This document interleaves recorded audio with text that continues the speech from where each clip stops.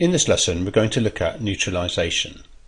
Now, neutralization occurs when an acid cancels the effect of an alkali, or vice versa. So in this diagram below we have an acid and we have an alkali.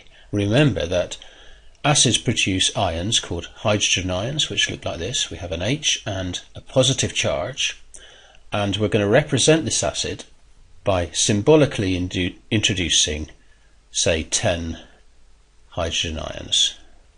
Now, the alkali contains ions called hydroxide ions, which look like this. We have an O and an H, and these have a negative charge. And as with the acid, we're going to introduce this time 10 hydroxide ions to our alkali. Now, what happens when we add this acid to the alkali?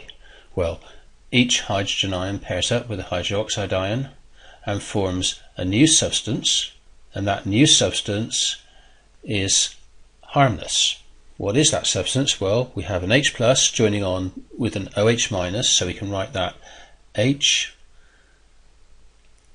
OH, and you'll notice that the plus and the minus cancel each other out, so that produces a particle that is neutral, neither positive or negative. And if we rewrite this, well, we've got two hydrogens, so we can rewrite that as H and then a little 2 down here. That means two hydrogens and an O, and you'll immediately recognize that that is H2O, which is water.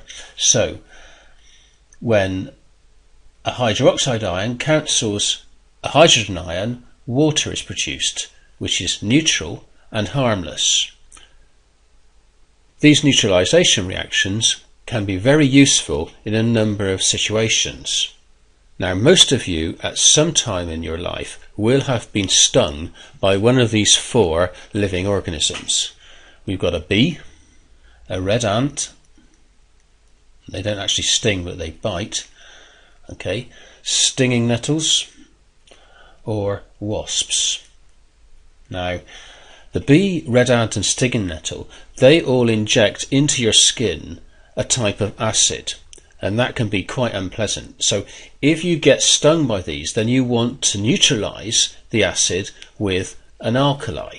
And these are 3 common substances that you might find in your kitchen, and 2 of these are alkalis. So to neutralize the sting in these cases, you would use, for example, baking powder. You could make a paste with baking powder by adding baking powder to water and then rubbing that gently into the sting, or something a little bit stronger, perhaps in the case of a bee sting, which can be really nasty. You might use ammonia water, but you need to make sure that you have an adult with you if you do that. Yeah. So ammonia is a lot stronger alkali than baking powder. Now, in the case of a wasp sting, well, wasp stings are alkaline; they're not acid. So in order to neutralize that, you're going to need an acid. Typically, vinegar would be useful in that case, or something a little bit stronger, maybe lime juice or lemon juice, to neutralize the sting of a wasp. Now, neutralization reactions are also useful for curing acid indigestion.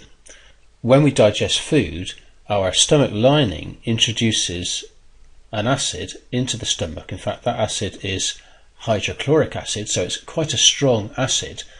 And if we eat too much food, particularly meat, then we make our stomach work overtime, and it produces too much acid, and that can produce very uncomfortable, unpleasant feelings. Now, in order to counteract that excess acid produced, we need to neutralize it, and we will neutralize it with indigestion tablets. So indigestion tablets are always alkaline.